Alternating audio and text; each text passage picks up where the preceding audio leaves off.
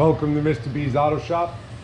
Today we're going to be covering, repacking and adjusting the front wheel bearings of a four-wheel drive. This is on a 1983 Toyota Landcruiser, although the steps are very similar for all four-wheel drive vehicles with locking hubs.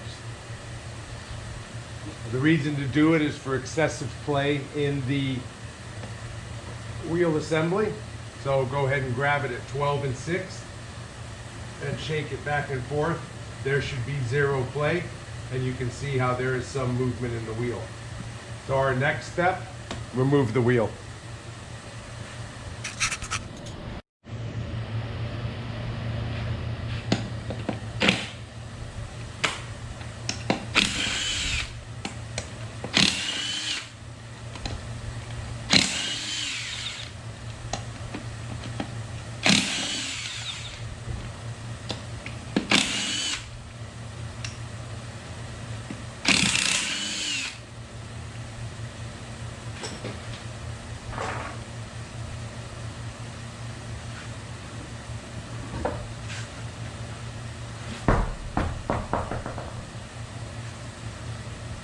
Now that we have the wheel and tire off, we can go ahead and start to disassemble the brake assembly and the hub assembly. So in order to get to the bearing assembly, we have to pull the rotor off. So the first thing we need to do is remove the caliper. It's easiest if we turn the wheel to give us better access to the bolts. And then we'll go ahead and move to the inside of the caliper. On this particular vehicle, it has a solid brake line, so we're going to have to remove the brake line to remove the caliper. On most cars, the flexible line goes directly to the caliper, so we would be able just to use a line clamp to clamp the line, unbolt the caliper, and hang it out of the way. But in this case, we're going to have to remove the line from the caliper. In order to keep the fluid from all leaking out, we're going to go ahead and put a line clamp on it. Otherwise, it'll empty the master cylinder, and then we will have to bleed the entire system. So next, we're going to go ahead and remove the line. Anytime we're removing the lines, we should always use a line wrench, because it will grab the line on 6 sides and prevent it from being stripped. So we're going to go ahead and put that on there. Handbreaker free. Then we can use. Now you will lose a little bit of brake fluid when we do this, so it's a good idea to put a drain pan on the ground or some rags to keep it from making a mess.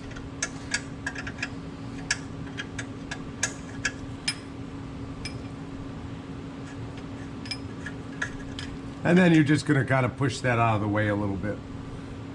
Next, there are 2 big mounting bolts on the caliper assembly. So we're going to go ahead and remove those.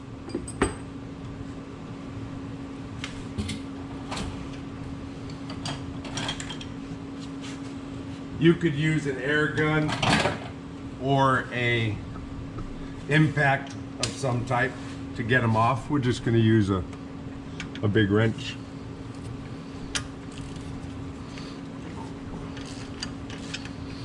And then I'm going to go ahead and loosen the other one.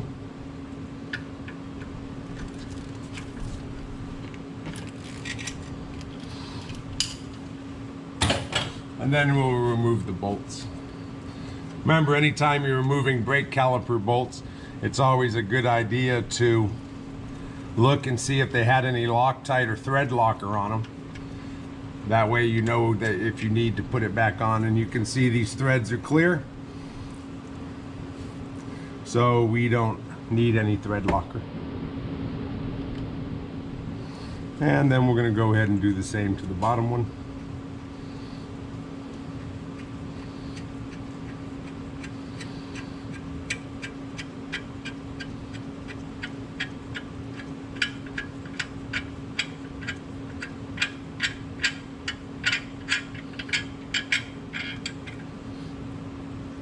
And then we're going to go ahead and remove the caliper. Make sure when you set the caliper so it sits upright. Otherwise, you're going to end up losing all of your brake fluid.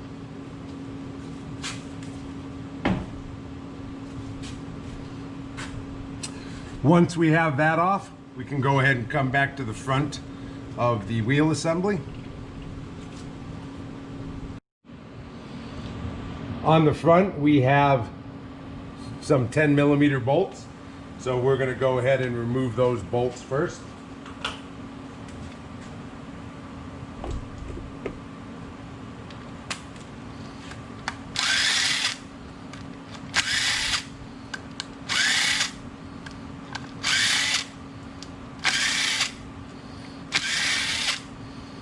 And don't let that thing drop on the ground. It's got a little spring in it. And if you let it drop on the ground, well, it's going to come apart and then you're going to be chasing those pieces. Go ahead and pull it out. It will leak, and you can see my spring-loaded assembly. All right, and this is what locks it and unlocks it into the four-wheel drive position. And it has a little gasket that goes around it. So we're going to go ahead and set this off to the side as well. Now the grease that comes out of here is a gear oil, so it is very thick. If you get some on your driveway, good luck getting it out.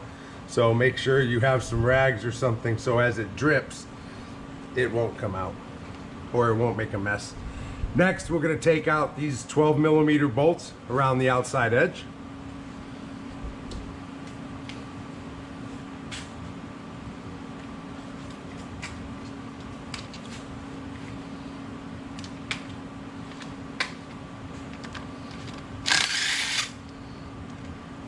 They're acorn style, so the bolts don't go all the way through.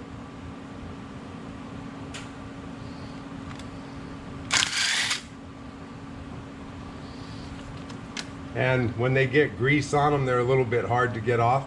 So if you just thread them back on a little bit, they'll slide right out.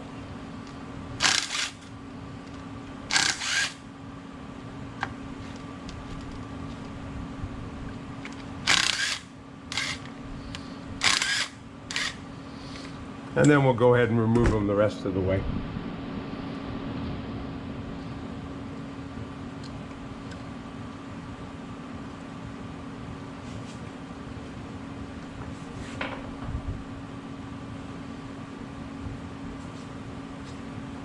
Next, inside of here, there is a little C-clip. So we're going to get a pair of C-clip pliers to go ahead and remove that. These are C-clip pliers. So when you squeeze the handle, it makes the jaws open. So we can spread this clip off of the groove that it's in. So we'll give it a little spread. Oops.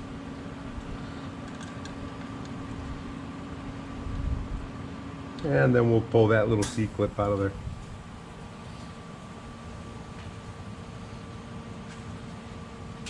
Now we're ready to remove this piece.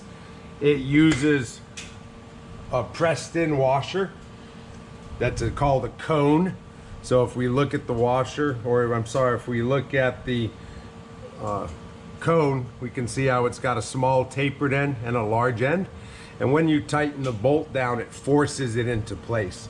So sometimes they're not going to want to pop out. So once we get our washers off, then we're going to tap it with a hammer directly above the bolt, and then that's going to cause the little cone to be released.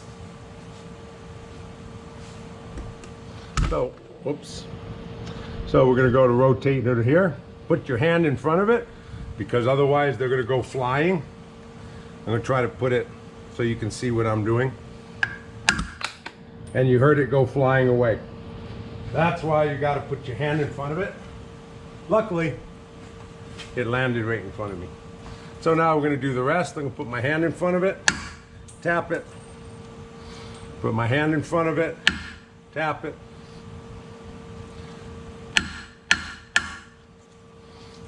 For this one. And I think that's all of them. Yep. And then we can go ahead and pull them off. You may need a pair of pliers to get them to come off because of the dirt on the stud.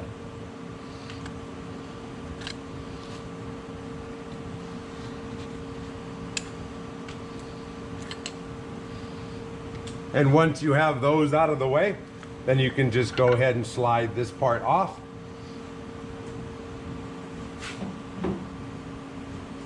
And now we're where the bearing assembly is. So in order to keep the bearing from coming loose, they use a washer that has some flat spots on it, or some tabs that are bent over the nut. So if we look right here, we can see the bent over tab. So we're going to use a hammer and either a flathead screwdriver or a chisel, and we're going to gently knock that tab out of the way.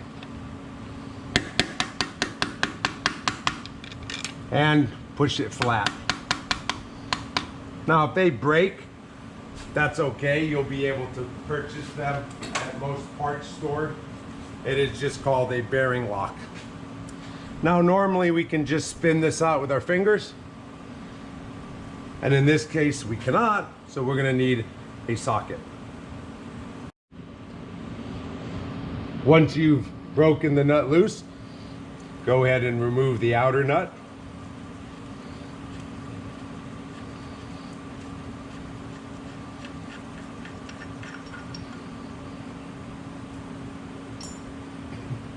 And then we're going to go ahead and remove the lock.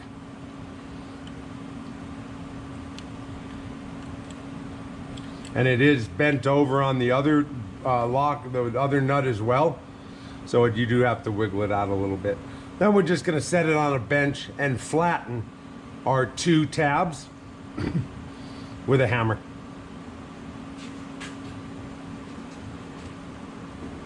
That way when we put it back in, it's ready to bend again.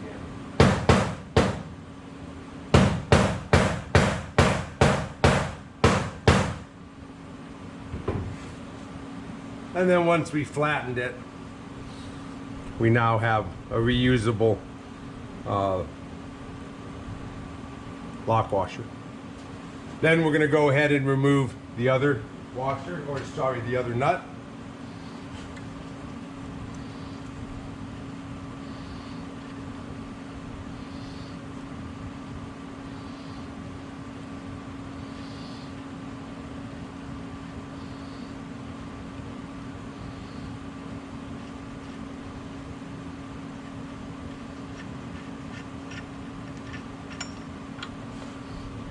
And now we're at the bearing assembly. So we are going to go ahead and just grab the rotor and put your hand in front of it so the bearing doesn't fall on the ground. And then we're going to slide the whole assembly off of the vehicle.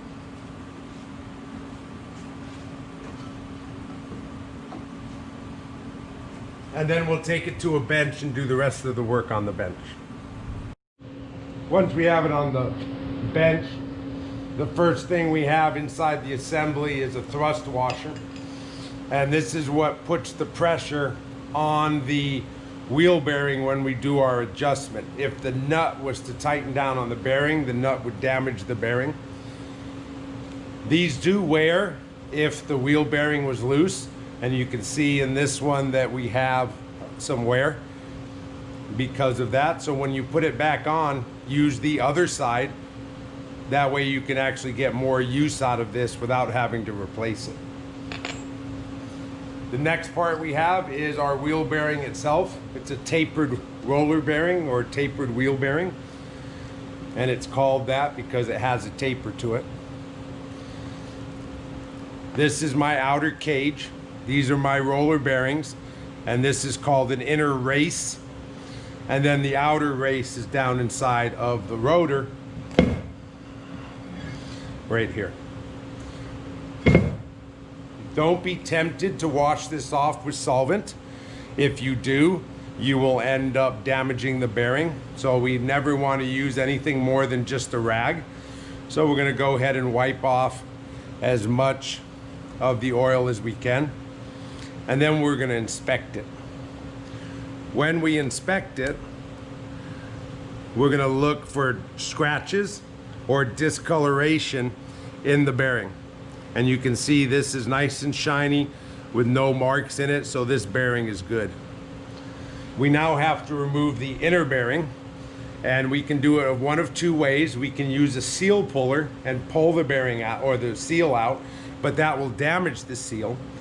The other way is to take an extension and put it on the inner race and drive the bearing with the seal out the bottom. So I've always found that a half inch extension works the best, and I always use the bottom end of it. And we're going to place it right in there. Make sure you don't catch the cage. And just give it a couple taps on each side.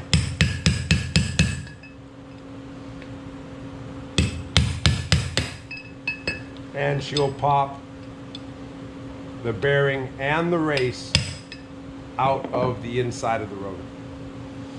And you can see, there is my bearing and race. So we're going to set this off to the side for now. And then we're going to go ahead and wipe the bearing off and inspect it as well.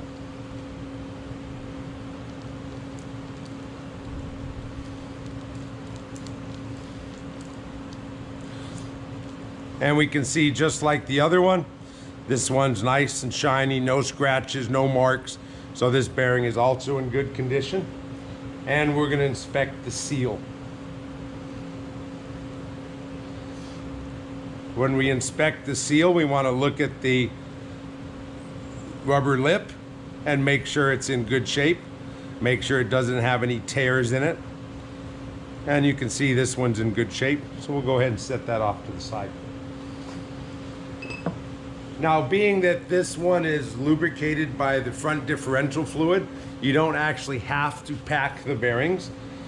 But whenever you do a service for the first few miles, it's not going to receive any lubrication. So anytime I do any wheel bearing, I always pack it with grease to prevent it from running dry when we first start the car. So you're going to want to reach in and grab yourself a handful of grease. Put that grease towards the center of your hand, and then you're going to put the wide part of the bearing down and the small part facing up, and then you're going to catch the edge and you're just going to push, forcing the grease through the top. And you will see that as I do this, the grease is starting to come up right here. Then I'm going to rotate it a little bit and do it again. And I'm going to go all the way around till the grease protrudes out the top of the bearing. That way I know every little crevice has grease in it, so I don't have to worry about it starving for lubrication. All right, and then we got one little piece left here. Now, when you first do this, you're going to make a mess. There's going to be grease everywhere, but as you get better at it and do it more times, it'll become easier and easier. So we'll go ahead and do the same thing on this one. Rotate, rotate.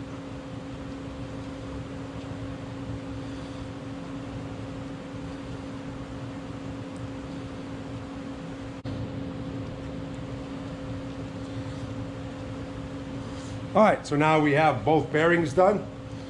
So easiest thing to do if you're wearing a pair of gloves is catch that glove like that, catch that glove like that, and now I don't have to worry about getting everything greasy. Now that we have both wheel bearings packed, we're going to want to clean the rotor. Make sure we don't leave any grease on the braking surface, because that'll make the brake squeak later on. And we're going to wipe out the inside of the hub and see whether or not there's any damage to the inside races. So I'm going to wipe off all the grease that's on the rotor. If you left a lot of it on there, then you can use a little bit of brake clean to do that. And then I'm going to wipe the inside races off and inspect those like I did the bearing. So I want to make sure that I have no lines in it or any type of delamination of the plating. And we can see that one's in good shape. And then I'm going to do the same thing to the outer one.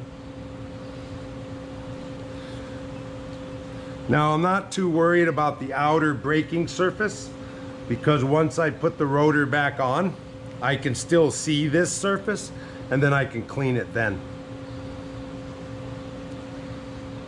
All right, and that race looks good as well.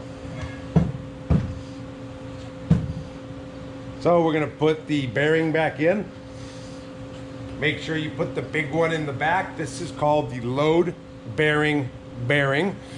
I know, it's kind of a mouthful. The other one's called a follower bearing. The reason this one's called a load bearing bearing is because all the weight of the vehicle is actually pushing on this. The other bearing just holds this one straight. So we're just gonna set it down with a small end in. And then we are going to place our seal on it. And then we're going to use a seal driver to drive the seal in. This is the seal driver set. And we're going to find a seal driver that's the size for this one, and that's a pretty big seal. So it's going to take a pretty big seal driver.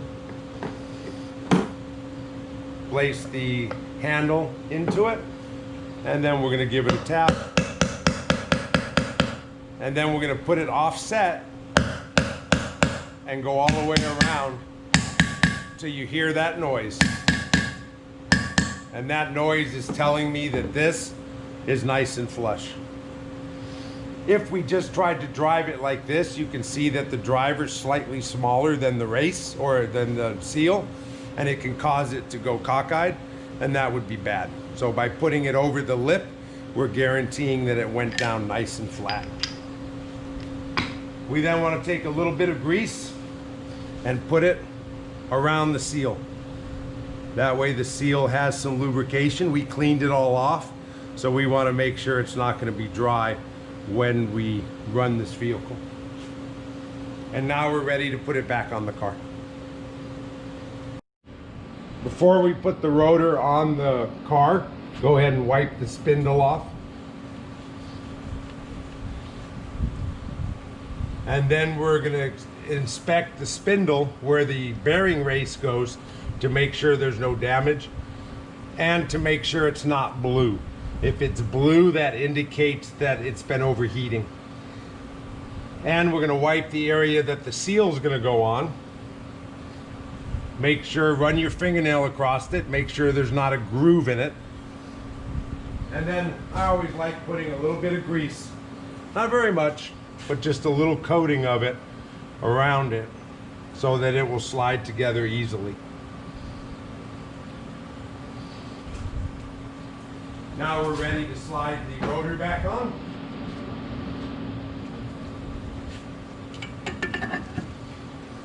And then we're going to put the outer bearing in. Make sure that you put the narrow side in first. Just like so. Then take your finger and wipe any extra grease out of there so you can see what you're doing.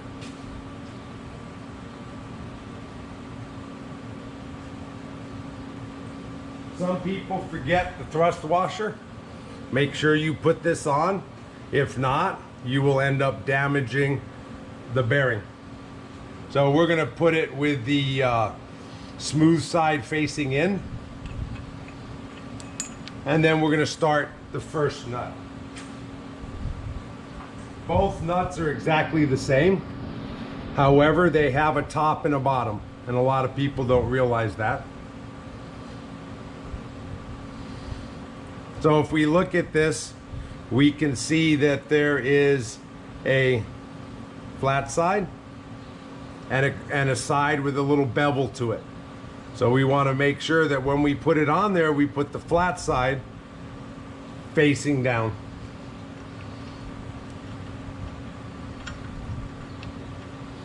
And you're just going to spin this on with your fingers.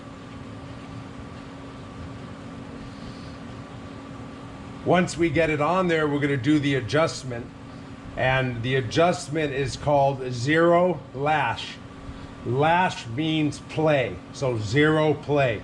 The goal is not for it to be tight. The goal is for it not to have any play in it. So we never ever put a socket or a wrench on it, because then we're gonna over tighten it.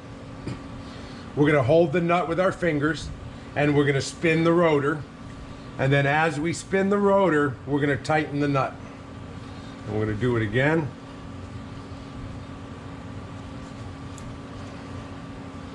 And then you're gonna take that flathead screwdriver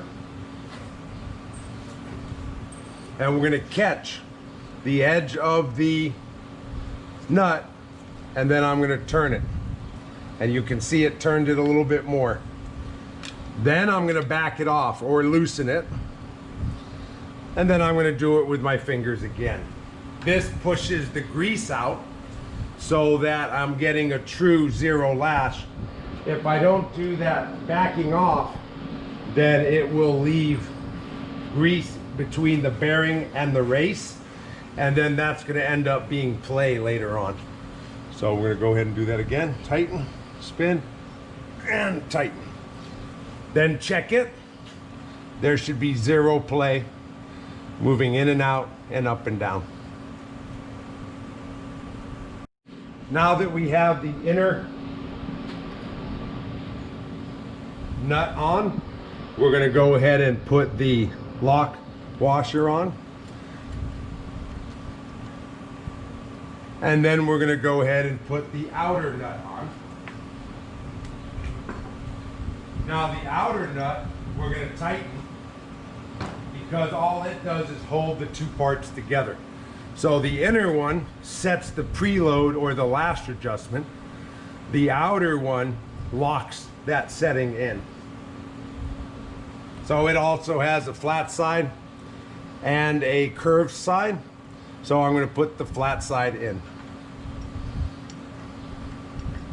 Some people put the two flat sides together, but I would rather have a nice seat on the bearing or the thrust washer more so than I would with the lock. All right, so then we're going to go ahead and tighten these down.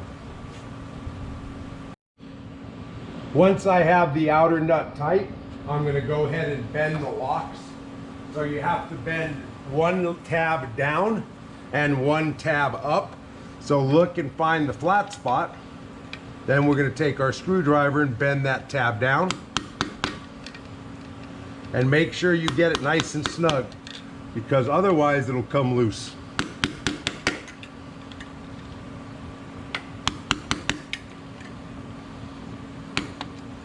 And then I'm going to find the one that lines up with the flat, and I'm going to bend this one up.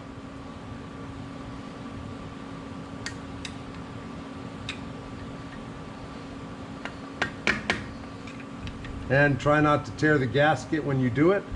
If you feel like you're going to tear it, then go ahead and take the gasket off.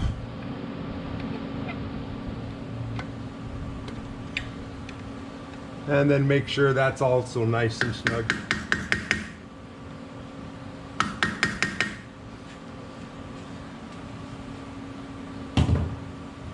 And now we have it locked in place right here, and the bottom one over there, and we have zero play in the wheel assembly. So now we're going to go ahead and reassemble the hub. So I'm going to wipe off the gasket surface.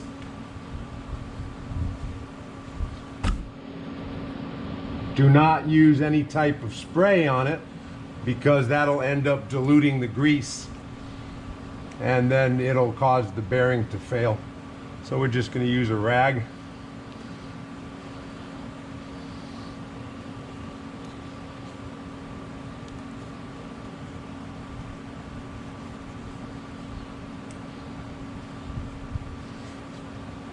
Next, I'm going to put my outer hub on. The rotor has two locating dowels, and the hub has two locating holes. So we want to make sure that those line up when we put it together. And you're going to get a little more grease trying to run out of there, so just wipe it off. And then you're going to slide this guy on like so. Next, we're going to put the cones in.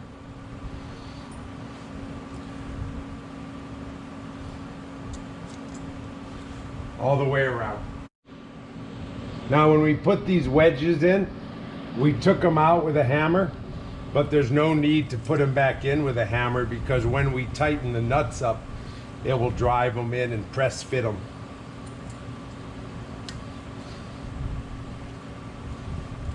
And then you're going to go ahead and put your lock washers on.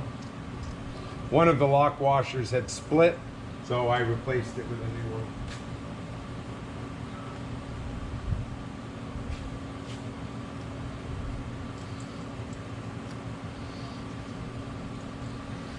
And then we're going to start all of our acorn nuts.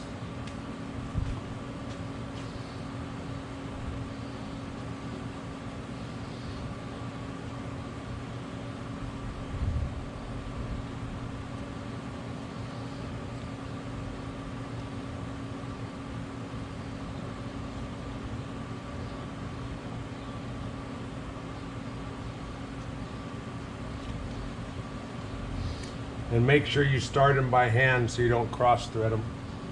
They're kind of hard to find if you damage or lose one. And then we're going to run them in.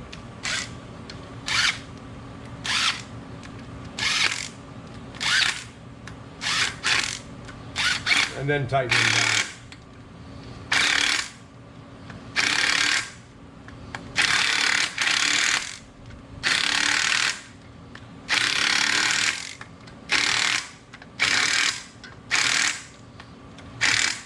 Then next we're going to put the lock ring on.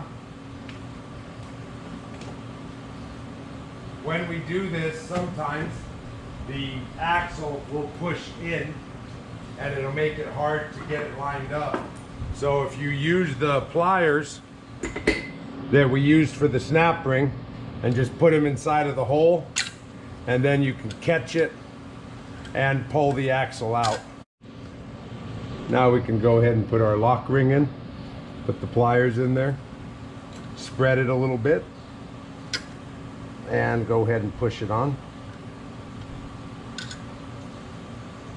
If you have to pull the axle back out again, just go ahead and put your pliers back in and give it a little pull, and then push the C-clip or the snap ring in from there.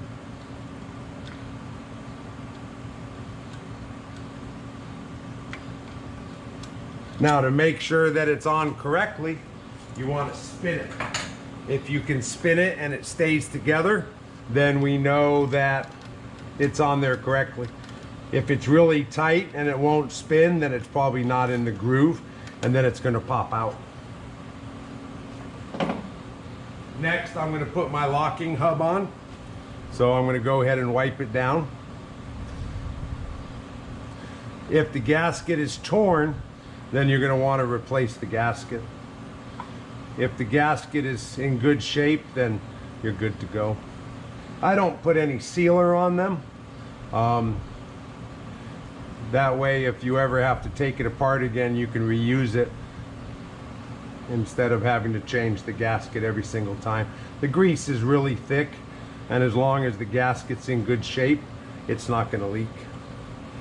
You can see that we have these little splines, and if we look at the hub itself, we can see how it has these little teeth.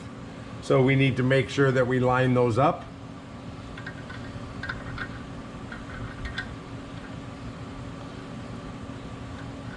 And it should drop in, so we may have to rotate it a couple times to get it to go in. There we go. Then I'm going to go ahead and start my bolts.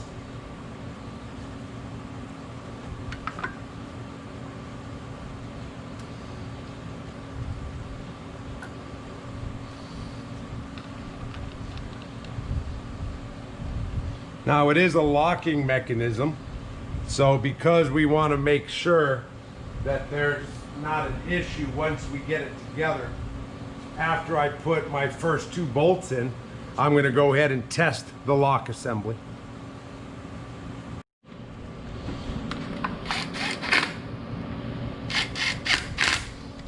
Then I'm going to turn it from free to lock. Whoops.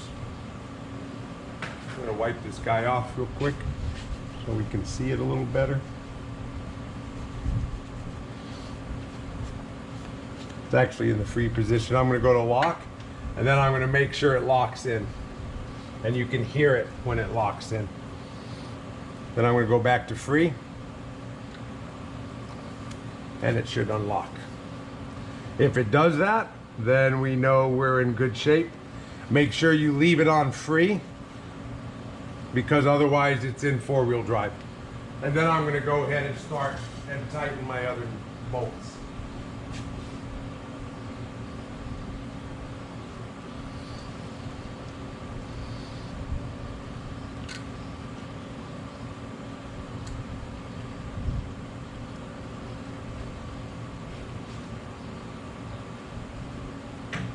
These are kind of fragile, so don't over tighten them.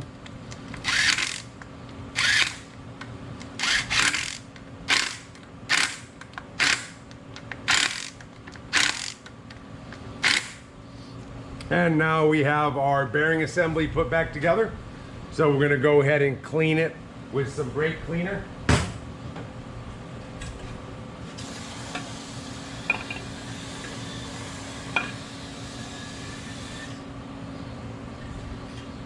And allow it to dry. Doesn't take very long.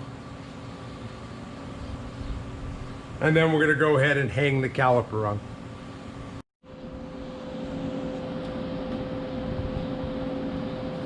So we'll go ahead and slide our caliper on. Of course, if the brake pads are low, now would be a great time to do the brakes on it, since you have it apart already.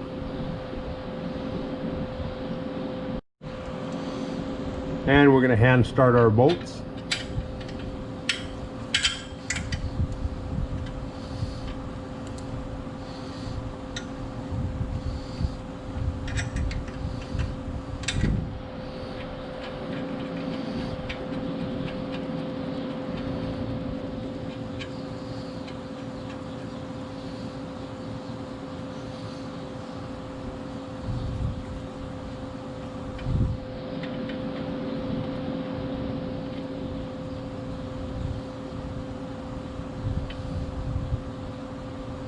And if you have a torque wrench, it's always a good idea to use a torque wrench. That way you know they're at the correct tightness. You don't have to worry about it. So we're going to tighten these to 90 foot-pounds. Remember, when you're done using a torque wrench, it's recommended to return the torque wrench to 0. That way you don't mess up the calibration of it. If you leave it set, it will develop, the spring inside of it will lose its tension, and then it will never be accurate. So we always want to roll them back to 0. And then we're going to go ahead and tighten these down to the correct torque.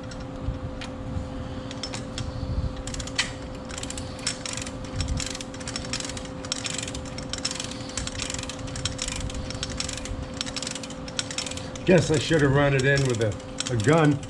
That way I wouldn't have to do this as much, but that's okay. Then we're going to go ahead and tighten it. And then I'm going to go ahead and do the bottom one.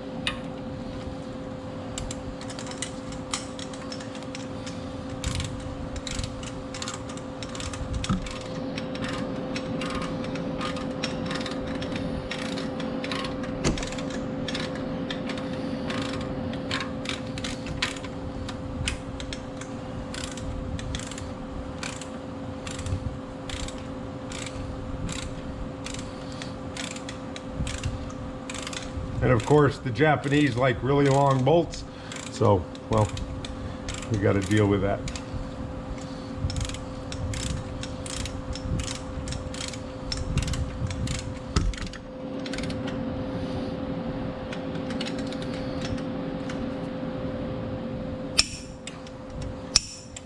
And then double check them, just in case.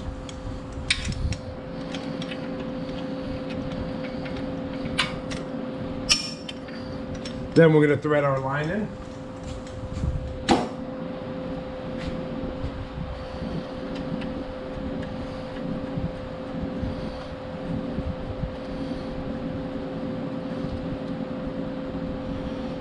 And tighten it up with the line wrench.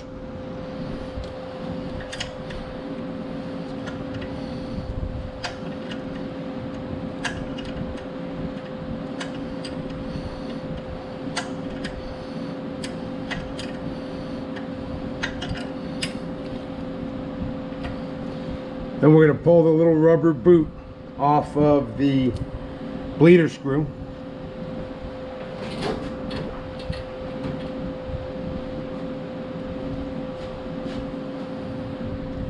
You don't want to destroy this boot because that's going to prevent dirt from getting up inside of there and making it really hard to bleed the system. Go ahead and open your bleeder.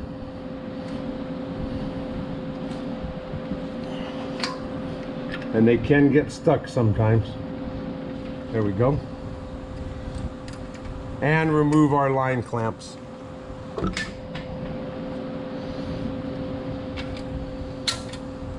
Now gravity is your friend, so we actually don't need a second person to bleed this. We can just open up the bleeder, open the cap on the reservoir, and then fluid will start dripping out as the caliper fills. So we're going to go ahead and wait for it to start dripping. So we can see it starting to run out. Watch it. When you no longer see any air coming out of the end of the bleeder, then go ahead and tighten that up. And make sure it's snug, but don't break it. And then put your cap back on and the system is bled.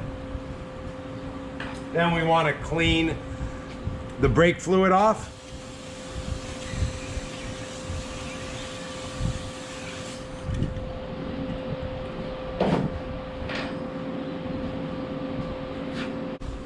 So that completes the section on adjusting and inspecting front wheel bearings on a four-wheel drive. I hope you enjoyed the program, and thank you again for tuning in to Mr. B's Auto Shop.